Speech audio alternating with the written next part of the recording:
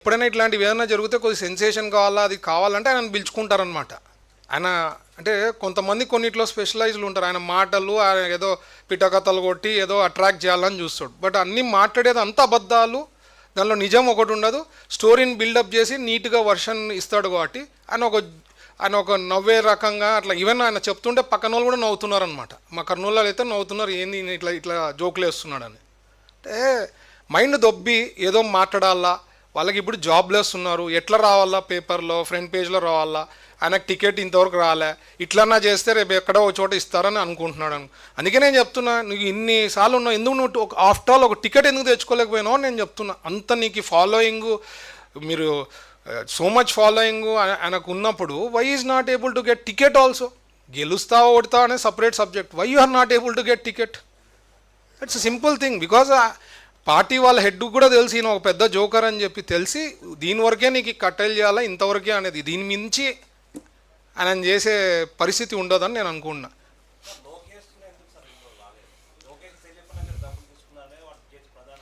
అదేనండి చెప్తున్నా. ఆయన లోకేష్ తెలియకుండా నేను తీసుకోవడము, నీ ఏదో నోటికి వచ్చింది మాట్లాడితే అదే చెప్తున్నా. అది సెన్స్లెస్గా బేస్లెస్గా మాట్లాడాడు. ఆయన ప్రూవ్ చేయాలా కదా నేను అంటున్నా. That is why I'm coming to. ఎంత జరిగినా, ఎంత రెచ్చగొట్టినా అక్కడ లోకల్ లీడర్షిప్ వైఎస్ఆర్సీపీ వాళ్ళు మాట్లాడినా ఓర్పు సహనంతో నేను ఉన్నా. ఈరోజు పిచ్చి పిచ్చిగా మాట్లాడినప్పుడు కాబట్టి ఈరోజు ప్రెస్కి వచ్చి మీడియాకి వచ్చి చెప్పాలా. రేపొద్దున కొంతమంది ఉంటారు, కొంత పర్సంటేజ్ నమ్మే వాళ్ళు ఉంటారు కదా ప్రజలు, ఉండే వాస్తవాలు తెలియకపోతే ప్రాబ్లం అవుతుంది. సో అందుకనే ఈరోజు క్లారిఫికేషన్ కోసం నోటికి వచ్చింది మాట్లాడారు కాబట్టి is going to face the criminal defamation, civil defamation రెండే వేస్తాను ఆయన పైన, వదిలే ప్రశ్నే లేదు.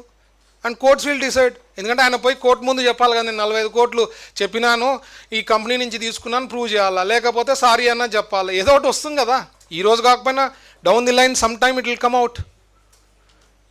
అండ్ ప్రతి ఒక్కరు తెలుసు మా కుటుంబం ఎట్లాంటిది. నేను అదే చెప్తున్నా, మేము 99 నుంచి ఒక్కలన్నా ఇంతవరకు ఈవెన్ 24 ఎలక్షన్స్లో కూడా ఎవరైనా అపోజిషన్ వాళ్ళు వీళ్ళు ఇట్లా తిన్నారు, వీళ్ళు ఇట్లా చేసినారు పవర్లో ఉన్నప్పుడని ఒక్కసారన్నా ఒకటల్లా చెప్పారా?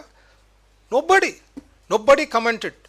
So this guy is jobless and ఇట్లా మాట్లాడతాడు కాబట్టి ఈరోజు ఆయన ఒక జోకర్ బైరెడ్డి సిద్ధార్థ రెడ్డి పేరు పెట్టాల ఆయనకు పదవి.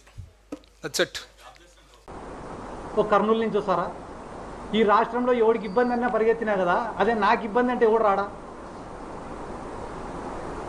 నేను నమ్ముకునే జనాలను నమ్మినా. రెండోది జగన్ సార్ని నమ్మినా.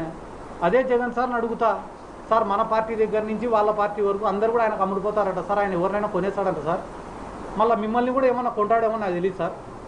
నాకు తెలిసి నా నమ్మకం అంతా మీ పైనే. మీరు ఏమన్నా వీళ్ళపైన చర్యలు తీసుకుంటారా లేదా అని సార్ని అడుగుతాను నేను.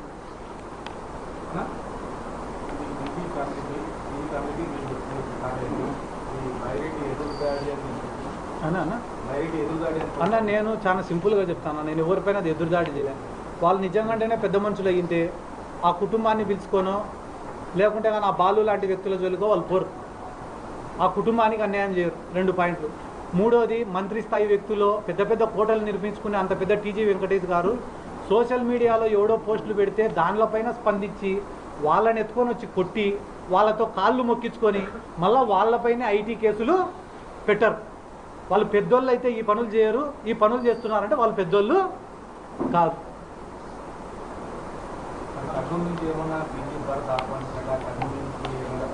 అన్న ఒక ఇష్యూని పట్టుకొని రాజకీయంగా వాడుకునేంత పనికిమాల నుండి నేను కాదు. కర్నూలులో వచ్చి నేను నిలబడాలంటే కర్నూలులో ప్రతి వార్డు తిరగాల, ప్రతి వార్డులో వర్గాన్ని తయారు చేసుకోవాలా, పార్టీ కోసం కష్టపడాలా, ప్రజల సమస్యలు తెలుసుకోవాలా, వాటిపైన గలమెత్తాలా, ప్రజల నమ్మకాన్ని సంపాదించాలా. ఇవన్నీ అయిపోయిన తర్వాత కర్నూలు నుండి పోటీ చేశాను అని చెప్పి నేను చెప్పాలి. ఒకరోజు నేను విమర్శిస్తేనే మొత్తం నందికొట్కూరు, కర్నూలులో సిద్ధార్థ రెడ్డి, భరత్ అని మాట్లాడుకోవడం వల్ల ఒకటే రోజు నేను ఎమ్మెల్యే అభ్యర్థిని అయిపోను, ఎమ్మెల్యేని అంతకన్నా అయిపోను.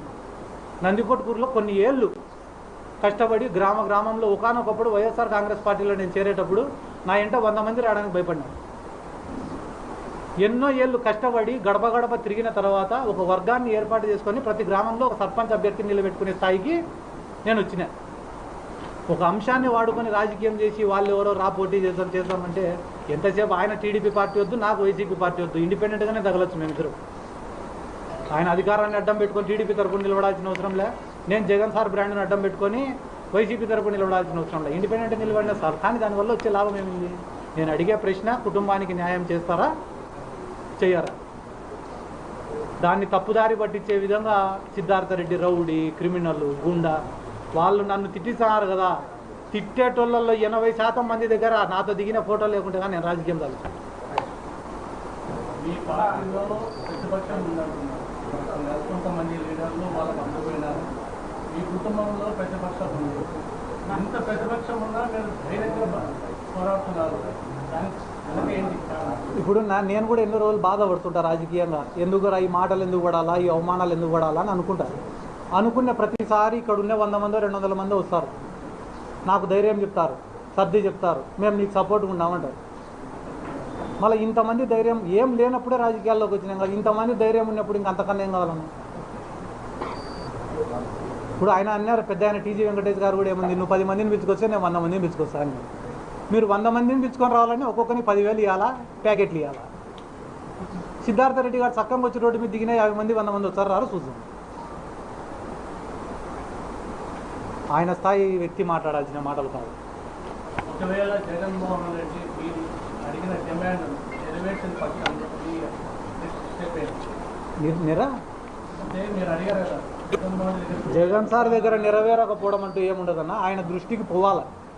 ఇక్కడ జరుగుతున్నటువంటి అరాచకాలు కానీ, వైసీపీ కేడర్ పడుతున్న ఇబ్బందులు కానీ అన్నీ జగన్మోహన్ రెడ్డి గారికి తెలియాలి.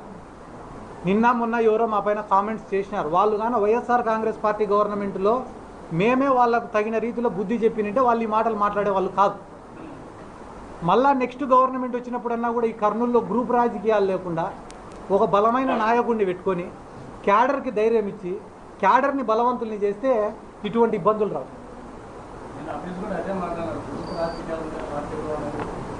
అదే అదే అదే నేను కూడా